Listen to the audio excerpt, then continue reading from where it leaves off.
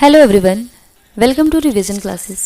आज से हम डिस्कस करेंगे क्लास 12th बायोलॉजी का पहला चैप्टर जिसका नाम है sexual reproduction in flowering plant.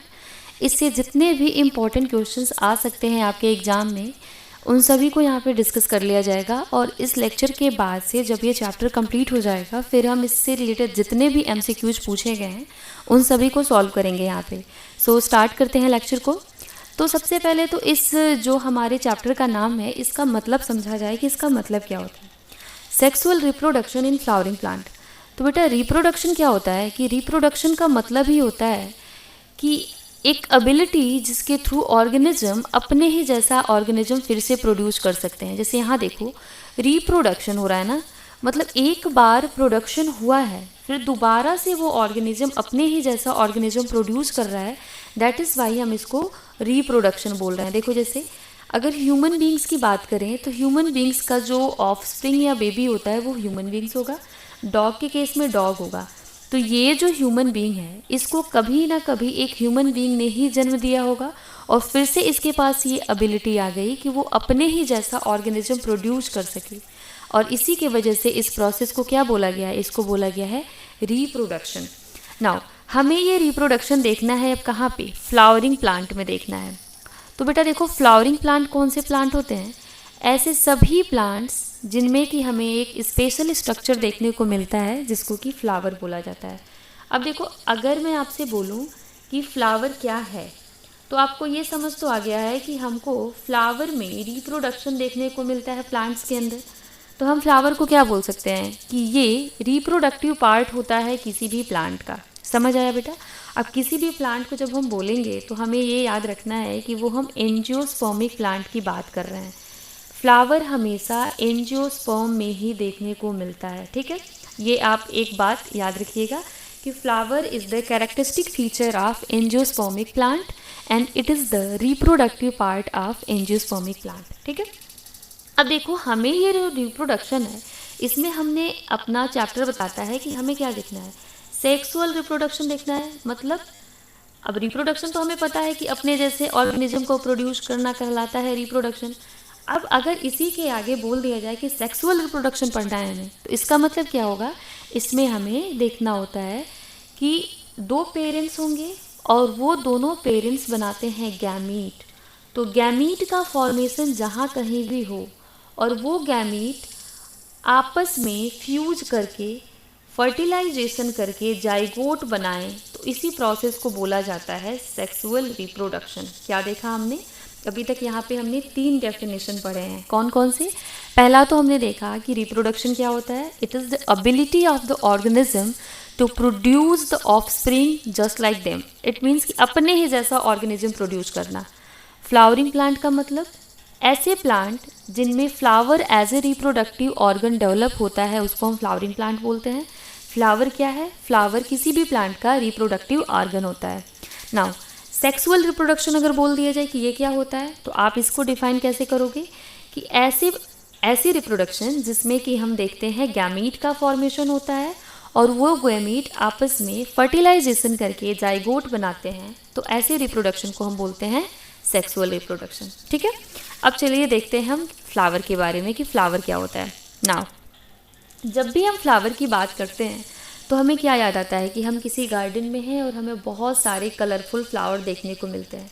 तो क्या लगता है ये जो कलर्स हैं फ्लावर के वो किस लिए हैं, हमें अट्रैक्ट करने के लिए या उनका कुछ अलग ही काम है? तो वो जो कलर फ्लावर के हैं बेटा वो हमें अट्रैक्ट करने के लिए नहीं, वो इंसेक्ट को अट्रैक्ट करने के लिए है। और उस कलर की हेल्प से ही फ्लावर कहीं ना कहीं जो इंसेक्ट है उनको अपनी ओर अट्रैक्ट करता है और वो इंसेक्ट पॉलिनेशन कराता है। अब आप सोच रहे होगे मैम ये क्या क्या बोल रही हैं, तो ये सारी की सारी चीज़ें हम आगे चल के पढ़ेंगे पॉलिनेशन क्या होता है। अभी फ़िलहाल यहाँ पे पार्ट्स देखिए फ्लावर के। आप सोचो आप गए हो बागीचे में और वहाँ से एक फ्लावर तोड़ के लाए हो तो उसमें क्या क्या देख सकते हो आप। उसमें आप देखोगे कि एक डंठल होता है, डंठल जिससे कि आपने फ्लावर को तोड़ा है उसी डंठल को बोला जाता है पेडिसिल। पेडिसिल का मतलब होता है स्टॉक या फिर इसको बोलते हैं डंठल, ठीक है। अब देखो इस डंठल से जब देखोगे तो थोड़ा सा ऊपर जाके ये डंठल यहाँ पे स्वेल कर जाता है। स्वेल करने का मतलब थोड़ा सा ये मोटा होता है और इस पार्ट को हम बोलते हैं रिसेप्टिकल। रिसेप्टिकल का मतलब क्या होता है कि वो एक जगह दे रहा है जहाँ से सारे के सारे पार्ट जो फ्लावर के हैं वो ओरिजिनेट होंगे। इसका एक और नाम है जिसको हम बोलते हैं थैलेमस। ठीक है, हिंदी में इसी को पुष्पासन कहा जाता है। हिंदी वाले नाम से और जल्दी याद कर सकते हो, पुष्प आसन। इट मीन्स कि पुष्प का आसन है ये, जितने भी पार्ट हैं फ्लावर के वो वहीं से ओरिजिनेट होने वाले हैं। ठीक, आगे बढ़ते हैं। जब हम थैलेमस से थोड़ा सा और आगे जाएंगे तो हम देखेंगे कि यहाँ पे हमें ग्रीन कलर का स्ट्रक्चर दिखता है और ये थोड़ा सा लीफ लाइक होते हैं, जैसे पत्तियाँ होती हैं उसी तरह के स्ट्रक्चर मिलते हैं हमें। गुड़हल का फूल कभी देखना घर पे, वहाँ पे देखोगे 5 छोटे छोटे ग्रीन कलर के स्ट्रक्चर बने होते हैं। उस स्ट्रक्चर को बेटा कहा जाता है कैलिक्स। क्या बोलते हैं? कैलिक्स। और ये जो कैलिक्स है इसकी एक यूनिट को हम बोलते हैं सेपल, जो कि यहाँ लिखा हुआ है। ठीक, कैलिक्स से थोड़ा सा अंदर की तरफ हम जाएंगे तो वहाँ पे हमें कलरफुल पार्ट देखने को मिलेगा। जैसे यहाँ पे हमने पर्पल कलर दिखाया है। इमेजिन करो अगर ये रोज होता तो ये किस कलर का होता? रेड कलर का। अगर ये मैरीगोल्ड होता तो ये किस कलर का होता? येलो कलर का। तो डिफरेंट फ्लावर में ये जो बीच वाला पोर्शन है वो डिफरेंट कलर का होता है और इतना कलरफुल होने के कारण इसका नाम हमने कोरोला रख दिया है। क्या नाम है इसका? कोरोला। क्यों कोरोला नाम है? क्योंकि ये कलरफुल है। जैसे हमने देखा कि कैलिक्स की एक यूनिट को हमने सेपल बोला था, जस्ट लाइक दैट कोरोला की एक यूनिट को हम बोलते हैं पेटल। पेटल का मतलब पंखुड़ी से याद रखना, पंखुड़ियों को पेटल बोला जाता है। कभी कभी बर्थडे पार्टी में जाते हो ना, रोज पेटल्स चाहिए, रोज की पंखुड़ियाँ चाहिए, तो वो कलेक्टिवली क्या है बेटा? वही कोरोला होती है।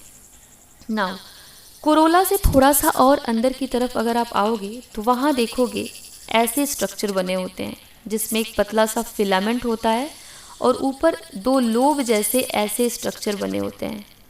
ठीक है, गुड़हल के फूल में जब देखोगे ना तो ऐसे जो ऊपर जाके ऐसे 5 ऐसे होते हैं और यहाँ पे येलो येलो कलर का ऐसे बना होता है गुड़हल के फूल में। इसी की बात कर रहे हैं। जब एक निकालोगे इस येलो वाले को तो वो ऐसे ही दिखाई देगा। ठीक है, अब देखो इस स्ट्रक्चर को हम बोलते हैं स्टेमन। यहाँ पे मैंने एक पूरा निकाल के स्टेमन लगाया हुआ है। ये जो पतला सा स्ट्रक्चर है इसको बोलेंगे फिलामेंट, और फिलामेंट के ऊपर ये जो लोब जैसा स्ट्रक्चर है इसको बोलते हैं एंथर। ठीक है, ये स्टेमन ही होता है मेल रिप्रोडक्टिव पार्ट। अब जो हम रिप्रोडक्शन पढ़ेंगे उसमें जब गैमीट का फॉर्मेशन हम देखेंगे तो वो इसी स्टेमन की वजह से होता है और स्टेमन में मेल गैमीट बनते हैं। ठीक है, अब यहाँ देखते हैं जो बीच में सबसे मोटा ये स्वेल किया हुआ पार्ट है, इसका जो नाम होता है ऐसे, ये पूरा स्ट्रक्चर इसको हम बोलते हैं कार्पेल। ठीक है, कई सारे जब कार्पेल आपस में मिले होते हैं तो इनको बोला जाता है गाइनोशियम। गाइनोशियम का भी एक स्ट्रक्चर यहाँ पे दिख रहा है आपको, ये स्वेलन पार्ट है, फिर इसमें भी एक पतला सा स्ट्रक्चर आया है और नीचे जाके थोड़ा सा ये मोटा हो गया है। तो नीचे वाले पार्ट को जो थोड़ा सा मोटा है इसको हम बोलते हैं ओवरी, और सबसे ऊपर वाले पार्ट को बोलते हैं स्टिग्मा। स्टिग्मा को ओवरी से जो जोड़ता है पतला सा स्ट्रक्चर उसको हम बोलते हैं स्टाइल। तो अभी तक हमने क्या देखा कि अभी तक हमने फ्लावर के पार्ट देखे हैं। इस फ्लावर के पार्ट को हम और अच्छे से पढ़ना हो तो क्लासीफाई करके आराम से पढ़ सकते हैं, जैसे कि और लंबे समय तक हमें याद रहे। समझो कि ये फ्लावर है, फ्लावर में कुछ पार्ट होते हैं कैसे, जो कि रिप्रोडक्शन में डायरेक्टली पार्टिसिपेट करते हैं और उनके बिना हम सोच ही नहीं सकते हैं कि ये फ्लावर रिप्रोड्यूस करेगा। उन पार्ट को बेटा कहा जाता है इसेंशियल पार्ट। और ऐसे फ्लावर के पार्ट जिनका डायरेक्ट पार्टिसिपेशन नहीं होता है रिप्रोडक्शन में, उनको बोलते हैं नॉन इसेंशियल पार्ट। ठीक है, अब देखिए आप खुद से बताओ मुझे कि इसेंशियल पार्ट में क्या हो सकते हैं। जाहिर सी बात है, जो मेल रिप्रोडक्टिव होगा वो होगा और जो फीमेल वाली हैं वो होंगी। मेल वाले पार्ट को हमने क्या बोला था? एंड्रोशियम या फिर स्टेमन बोला था। फीमेल वाले को क्या बोला था बेटा? गाइनोशियम या फिर कार्पल बोला था। ठीक है, नॉन इसेंशियल में एंड्रोशियम और गाइनोशियम के अलावा जितने भी पार्ट आप देखते हो, चाहे वो कैलिक्स हो, चाहे वो कोरोला हो, चाहे वो अपना पेडिसिल हो, चाहे वो क्या हो, थैलेमस हो, जो भी पार्ट हैं ये सारे के सारे कहाँ आएंगे? नॉन इसेंशियल में। इनका रोल नहीं है डायरेक्टली रिप्रोडक्शन में। हाँ, इनडायरेक्टली इनका पार्टिसिपेशन होता है, बट ये हमें अभी इस चैप्टर में नहीं पढ़ना है। हमारा मेन फोकस होना चाहिए हमारे इन दो ऑर्गन पे, जो कि हैं एंडोशियम और एक दूसरा है गाइनोशियम। चलिए यहीं पे हम इनका कंपैरेटिव स्ट्रक्चर भी देख लेते हैं। एंडोशियम का मतलब हमने देखा स्टेमन, स्टेमन का ये है स्ट्रक्चर। गाइनोशियम का स्ट्रक्चर भी हमने वहीं पे देख लिया था जब हम फ्लावर पढ़ रहे थे। तो देखो यहाँ पे और अच्छे से समझ लो, ये है अपना एक गाइनोशियम। अब देखिए सबसे, हमको तो ये पता है ना बेटा कि ये कहाँ से ओरिजिनेट हुए हैं, ये भी ओरिजिनेट हुआ है थैलेमस से। ये कहाँ से निकली हैं, ये भी निकली हैं थैलेमस से, मतलब पुष्पासन से।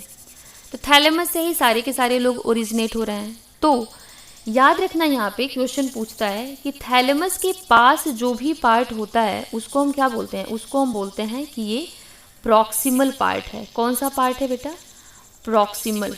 प्रॉक्सिमल का मतलब होता है पास, इसको याद रखना, पास से। किसके पास, थैलेमस के पास। जो पार्ट थैलेमस से दूर होता है उसको क्या बोलते हैं, उसको बोलते हैं डिस्टल पार्ट। डिस्टल से याद रखना दूर। तो अगर मैं पूछूं कि एंडोशियम का डिस्टल एंड कौन सा होता है तो आप क्या बताओगे, एंथर होता है, क्योंकि एंथर ही तो दूर है। और गाइनोशियम का डिस्टल क्या हो जाएगा, तो वो होगा स्टिग्मा। सबसे ऊपर अपना ये स्टिग्मा ही तो है बेटा। ये क्या है, ओवरी। तो अगर मैं पूछूं ओवरी प्रॉक्सिमल एंड पे है या डिस्टल एंड पे है, तो जाहिर सी बात है ओवरी पास में है थैलेमस के, तो ये प्रॉक्सिमल पे है। बीच वाला अपना ये क्या है, स्टाइल है। ये अपना क्या है जो पास में था, इसका नाम होता है फिलामेंट। ठीक है, फिलामेंट।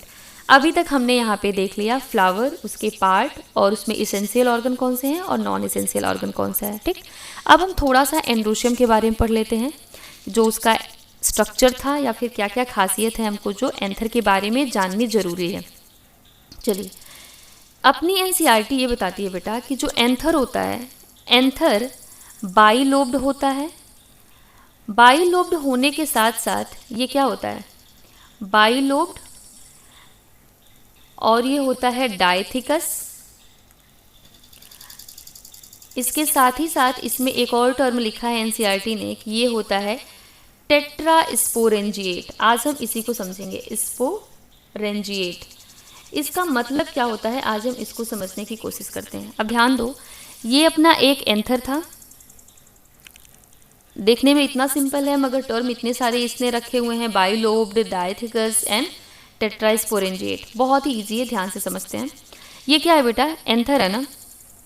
इस एंथर का चलो हम टीएस काटते हैं। अब ये जो एंथर है, जब हम इसको यहाँ से काटेंगे, ऐसे टीएस इसका काटेंगे, तो हमें कुछ ऐसा स्ट्रक्चर देखने को मिलता है। ऐसे घर में शिमला मिर्च होती है ना, शिमला मिर्च को कभी काट के देखना, उसको जब काट के ऊपर से ऐसे झांकोगे उसमें तो ऐसे ही दिखाई देगा। ये एंथर भी सेम ऐसे ही होता है, थोड़ा सा मैंने सीधे बना दिया था, बट सोचो ये ऐसे है और इसको काटा गया है ऐसे। तो जब ऊपर से देखोगे ना बेटा, पीछे भी इसके लोब होते हैं ऐसे ऐसे वाले। तो ये कैसे दिखेगा, ये चार ऐसे स्ट्रक्चर दिखते हैं, जिसमें समझने के लिए समझो कि इधर वाला एक पूरा लोब है और इधर का ये जो है पूरा, ये क्या है, एक पूरा लोब है। ठीक, तो दो लोब हैं, तो हमको ये तो समझ में आ गया कि हाँ, एंथर को बाइलोब्ड क्यों बोला है, क्योंकि अपने एंथर में दो लोब थे। ठीक है, अब ध्यान दीजिए, इस एंथर में बोला गया है कि ये डायथिकस भी होता है। डायथिकस को अभी आप याद रखो कि हर लोब में कितने हमको ये उभार दिख रहे हैं। उभार को घर से याद रखो, ये जितने भी उभार हैं ना, वो सारे के सारे थीका होते हैं। थीका को मैं टी से दिखा रही हूँ। तो एक लोब में अगर मैं यहाँ पे लिखूँ एंथर, तो एंथर में लोब कितने हो गए बेटा, दो लोब हो गए ना। एक लोब ये, एक लोब ये, समझो दो लोब हो गए, एक ये एक ये। हर लोब में गिनो कितने थीका हैं, हर लोब में कितने थीका, दो दो थीका दिख रहे हैं ना। तो हर लोब में अगर दो थीका है तो हम इसको डायथिकस बोल सकते हैं ना, क्योंकि एक लोब में, यहाँ पे एक लोब अपना ये पूरा है, इसमें एक थीका और एक दो थीका, यहाँ पे भी एक थीका और एक दो थीका, तो डायथिकस हो गया ना। अब सबसे इम्पॉर्टेंट टर्म आता है कि टेट्रास्पोरेंजिएट क्या होता है। देखो, हर घर में ना कमरे बने होते हैं कुछ ऐसे करके गोल गोल, इन्हीं कमरों का नाम होता है स्पोरेंजिया। ये जो रूम बनाए हैं ना हमने, इन्हीं को हम बोलते हैं स्पोरेंजिया। तो देखो हर थीका में कितने रूम हैं, हर थीका में एक एक रूम या फिर स्पोरेंजिया हैं। तो टोटल कितने स्पोरेंजिया हो गए बेटा, 4 स्पोरेंजिया हो गए ना। अब समझ में आ गया कि ये टर्म का मतलब क्या होता है। दो लोब, बाइलोब्ड, हर लोब में दो थीका, दैट इज वाई ये डायथिकस, हर थीका में एक एक स्पोरेंजिया, तो टोटल 4 स्पोरेंजिया, इसीलिए इसको क्या बोला है आपने, इसको बोला है टेट्रा स्पोरेंजिएट। समझ आया। अब देखो स्पोरेंजिया जो है ना, ये स्पोरेंजिया के अंदर बनाना है हमको स्पोर। स्पोर यूं ही तो बनेगा नहीं, इसको बनाने के लिए कुछ स्पेशल सेल्स होती हैं और उन सेल्स को हम बोलते हैं मदर सेल। ठीक है, ये जो मैं बना रही हूँ ना बेटा, यही वो मदर सेल्स हैं जो आगे चल के इसको स्पोरेंजिया से भर देंगी बना के। ठीक, अब चलिए हम देखते हैं इसी को कि कैसे बनता है स्पोरेंजिया में स्पोर। हमने क्या देखा, ये एंथर था। एंथर का स्ट्रक्चर एक बार फिर से ड्रॉ करते हैं। ये अपना एंथर था जिसके अंदर अभी हम स्पोरेंजिया को देखने वाले हैं। ये है अपना स्पोरेंजिया। ठीक, अब देखो स्पोरेंजिया के अंदर कौन बैठी हुई है, मदर सेल बैठी हुई है ना। तो देखो यहाँ पे मैं लिख देती हूँ स्पोरेंजिया में मदर सेल है। कौन सी सेल है बेटा, मदर सेल। अब मदर सेल है तो कुछ ना कुछ तो प्रोड्यूस कराएगी ही कराएगी। मदर सेल बनाती है माइक्रोस्पोर। अब ध्यान देना, यहाँ पे नाम से ही सब सारी चीज़ें नाम से ही हैं। मदर सेल टूयन है। टूयन क्यों है, क्योंकि अभी तक कोई भी इसमें डिवीजन नहीं हुआ है।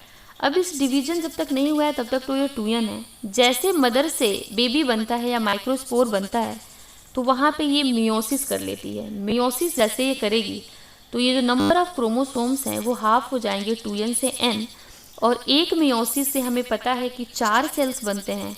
तो कितने माइक्रोस्पोर बनेंगे अपने पास, 4 माइक्रोस्पोर बनेंगे। कितने, एक मदर सेल से 4 माइक्रोस्पोर बनेंगे। अब सोचो इसमें कितने मदर सेल होंगे, अनगिनत मदर सेल होंगी ना बेटा, कितनी सारी मदर सेल्स इसमें होंगी। तो इसीलिए बहुत सारे यहाँ पे माइक्रोस्पोर बनने वाले हैं यहाँ से। ठीक, मैंने एक को निकाला है, एक मदर सेल को।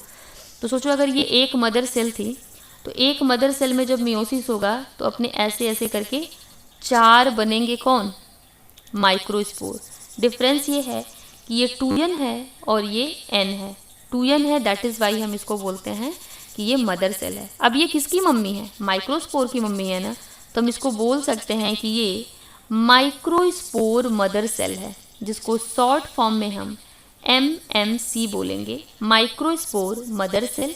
और ये 4 जो बने हैं इनका नाम क्या है, माइक्रोस्पोर। अब देखो ये हम क्या लिए थे, यहाँ से एंथर से शुरू किए थे ना बेटा, ये अपना एंथर था। एंथर के अंदर स्पोरोजिनस सेल या टिश्यू से बना था माइक्रोस्पोर मदर सेल, और माइक्रोस्पोर मदर सेल ने बनाया है अपना माइक्रोस्पोर। तो ये जो टोटल प्रोसेस है जहाँ पे एंथर या फिर माइक्रोस्पोर मदर सेल से बनती है माइक्रोस्पोर, इसी प्रोसेस को बोला जाता है माइक्रोस्पोरोजेनेसिस। क्या बोलते हैं, माइक्रोस्पोरोजेनेसिस। समझ आया। क्वेश्चन आता है कभी कभी, व्हाट इज माइक्रोस्पोरोजेनेसिस। तो आपको कुछ नहीं कहना है, सिर्फ ये बता देना है कि microsporogenesis is the formation of microspore from anther through meiosis. किस डिवीजन की वजह से हुआ है बेटा, मियोसिस से हुआ है ना, तो सिर्फ यही आपको लिख देना है। अब देखो जब ये बनते हैं तो ये आपस में ऐसे जुड़े होते हैं। ठीक है, जुड़े क्यों होते हैं, क्योंकि एक इनको वो सब्सटेंस है जिसको कैलोज बोलते हैं, और वही कैलोज इनको आपस में ऐसे करके जोड़ा होता है। जैसे बचपन में छोटे बच्चे एक साथ खेलते रहते हैं, जैसे बड़े होंगे तो क्या होता है, आफ्टर मैरिज वो अलग अलग हो जाते हैं। सेम कंडीशन, जब ये मैच्योर होंगे तो एक एंजाइम आएगा कैलेज, और वो इन चारों को अलग अलग कर देता है। अब ये मैच्योर हो गए, जैसे ये मैच्योर माइक्रोस्पोर होंगे तो ये जो अंदर थे स्पोरेंजिया के, वो स्पोरेंजिया से बाहर आ जाएंगे, और बाहर आके इनका काम रहेगा कि अब ये अपने स्पीसीज़ के या अपने ही स्पीसीज़ के सूटेबल फ्लावर के, फीमेल फ्लावर के स्टिग्मा पे जाएंगे, जिससे कि उसका पॉलिनेशन कराएं, और पॉलिनेशन के बाद वहाँ पे वो रिप्रोडक्शन की प्रोसेस को शुरू कराएं। ठीक है, यहाँ पे देखो बेटा एक और चीज़ हमें समझनी होती है कि ये जो एंथर था ना, इसके अंदर जो मदर सेल हैं इनका प्रोटेक्शन के लिए भी कुछ लेयर्स दिए होते हैं, जो कि हमें जानना ज़रूरी है। चलिए इसको हम नेक्स्ट स्लाइड में समझते हैं कौन सा लेयर है। तो 1 मिनट बस रुक जाइए, मैं नया स्लाइड ले लूँ। ओके, देखिए अब होता क्या है ना, अपना जो ये एंथर है ये अपना समझो स्पोरेंजिया था। स्पोरेंजिया के अंदर क्या है, मदर सेल है। इस स्पोरेंजिया के प्रोटेक्शन के लिए सबसे बाहर की तरफ एक लेयर होती है जो जस्ट इनको कवर की होती है, मदर सेल को, क्योंकि इसको पता है कि हमारी मदर सेल को भूख बहुत ज़्यादा लगती है। तो ये अपने पास बहुत सारा खाना लिए हुए रहती है और खाना लेने के चक्कर में ये अपने न्यूक्लियस को भी मल्टी न्यूक्लिएटेड कर लेती है। ठीक, जो खाना देती है इस स्पोरेंजिया के मदर सेल्स को, उसका नाम होता है टेपेटम। क्या बोलते हैं, टेपेटम। समझो यही तो था अपना माइक्रोस्पोर ना, एंथर का स्ट्रक्चर ऐसे। सोचो ये अपने हर जगह 4 स्पोरेंजिया बने हुए हैं ऐसे कर करके। सिर्फ मैं एक को समझा रही हूँ, इसी के बेसिस पे आप सारा समझ सकते हैं। इस ये जो अपना एंथर है, इसके सबसे बाहर की जो कवरिंग होती है ना, उसका एक नाम होता है और उस नाम को हम बोलते हैं एपिडर्मिस। तो कभी कभी आपसे इसके वॉल लेयर के बारे में भी क्वेश्चन आ जाता है कि एंथर की कवरिंग बताइए। तो सबसे बाहर की तरफ एंथर की कवरिंग को क्या बोलते हैं, तो इसको बोला जाता है एपिडर्मिस। यहाँ मैं लिख दूँ एपिडर्मिस। एपिडर्मिस के अंदर की तरफ जब आप आएंगे तो आपको एक लेयर दिखाई देगी जिसका नाम होता है इंडोथीसियम। क्या नाम होता है बेटा इसका, तो इसका नाम होता है इंडोथीसियम। ये लेयर पूरी कंटिन्यूअस रहेगी ऐसे ही, तो इसको भी मैं लिख देती हूँ, ये है इंडोथीसियम। ठीक, अब इंडोथीसियम और ये जो टेपेटम है उसके बीच में जो लेयर होती है वो 2-3 लेयर की होती है, वो सिंगल नहीं है, और इसका नाम होता है मिडिल लेयर। क्या नाम होता है बेटा इसका, मिडिल लेयर। अब देखो हमने क्या देखा कि बीच में जो मदर सेल अपनी बैठी हुई है, यहाँ पे कौन है, ये है मदर सेल। और मदर सेल का काम है कि यही बनाएंगी माइक्रोस्पोर। तो माइक्रोस्पोर को खाना देने के लिए टेपेटम हो गया। ये बाकी 3 क्या करते हैं, इंडोथीसियम और एपिडर्मिस और ये मिडिल लेयर। तो इनका काम होता है बेटा प्रोटेक्शन देना। किसको प्रोटेक्शन देंगे, मदर सेल को प्रोटेक्शन देंगे। तो हम यहाँ पे समझ सकते हैं ना कि एंथर के वॉल के बारे में। तो एंथर जो है, इसके जब वॉल लेयर की स्टडी करेंगे हम तो देखेंगे सबसे बाहर की तरफ क्या है, एपिडर्मिस। एपिडर्मिस से भी अंदर इंडोथीसियम। इंडोथीसियम के भी अंदर क्या है, मिडिल लेयर। ठीक, EEM से याद कर लेना, एपिडर्मिस, इंडोथीसियम, मिडिल लेयर। इन तीनों का काम होता है मदर को प्रोटेक्शन देना। प्रोटेक्शन किस चीज़ से, बाहर की किसी भी, मतलब जो भी होता है ना, कहीं इसको शॉक ना लगे, किसी भी चीज़ से प्रोटेक्शन देना इनका काम होता है।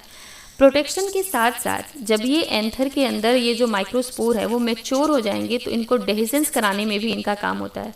तो इनका काम है प्रोटेक्शन प्लस डेहिसेंस। डेहिसेंस का मतलब रिलीज कराना।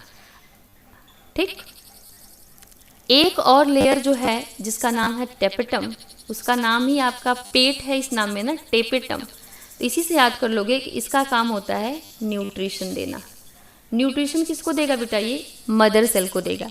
इसके अलावा टेपेटम की कुछ और भी खासियत होती है, जैसे कि ये कैसा होता है, ये मल्टी न्यूक्लिएटेड होता है। मल्टी न्यूक्लिएटेड क्यों, क्योंकि इसको बहुत सारा खाना देना है मदर सेल को, दैट इज़ वाई याद कर लेना कि ये मल्टी न्यूक्लिएटेड है। इसके अलावा एक और खासियत है इसकी कि ये जो होता है एक स्पेशल टाइप का सब्सटेंस सेक्रीट करता है जिसका नाम है स्पोरोपोलेनिन। आज इस नाम को आप याद करिए, कल के लेक्चर में हम देखेंगे कि स्पोरोपोलेनिन का काम क्या होता है। ठीक है, तो आज हमने फिलहाल पूरे लेक्चर में क्या देखा कि हमने देखा कि अपना जो फ्लावर है वो क्या होता है, फ्लावर में कौन कौन से पार्ट इसेंशियल हैं, कौन कौन से पार्ट अपने नॉन इसेंशियल होते हैं। इसके अलावा हमने ये सीखा कि जो अपना मेल रिप्रोडक्टिव पार्ट है और फीमेल रिप्रोडक्टिव पार्ट है उसका स्ट्रक्चर कैसे होता है। एंड्रोशियम के बारे में जितनी भी चीज़ें थी हमने सारा सीख लिया। माइक्रोस्पोरोजेनेसिस करा के हमने आज माइक्रोस्पोर का फॉर्मेशन कराया है।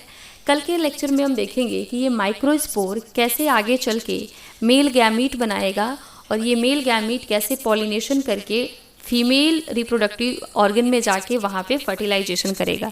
So thank you for watching, that's all for today. आगे के लेक्चर के लिए आप चैनल को सब्सक्राइब करिए और यस नोटिफिकेशंस के लिए बेल आइकन को भी क्लिक कर लीजिएगा। Thank you so much, see you in the next video. Thank you.